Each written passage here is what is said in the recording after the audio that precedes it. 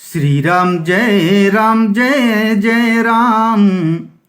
श्री राम जय जय राम।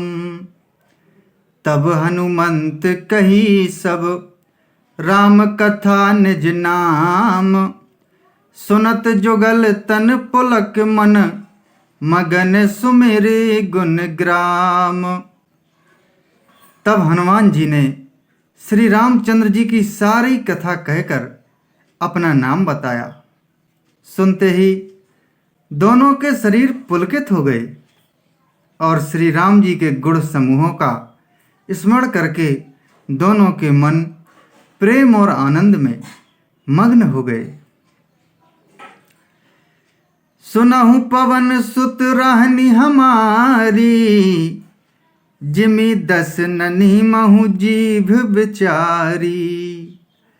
तात कवहु मोहि जानिय नाथा, करी हहि कृपा भानुकुल नाथा। विभीषण जी ने कहा, हे पवन पुत्र, मेरी रहनी सुनो। मैं यहाँ वैसे ही रहता हूँ जैसे दांतों के बीच में बेचारी जीभ। हे तात, मुझे अनाथ जानकर सूर्यकुल के नाथ श्री रामचंद्र जी क्या कभी मुझ पर कृपा करेंगे? तामस तनु कछु साधन नाही, प्रीति न पद सरोज मन माही। अब मोहि भा भरोस हनुमंता, बिनु हरि कृपा मिलहि नहीं संता।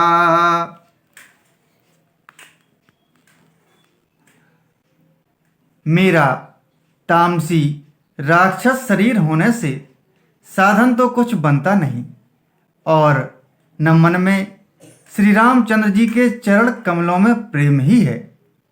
परंतु हे हनुमान, अब मुझे विश्वास हो गया कि श्री राम जी की मुझ पर कृपा है, क्योंकि हरि की कृपा के बिना संत नहीं मिलते।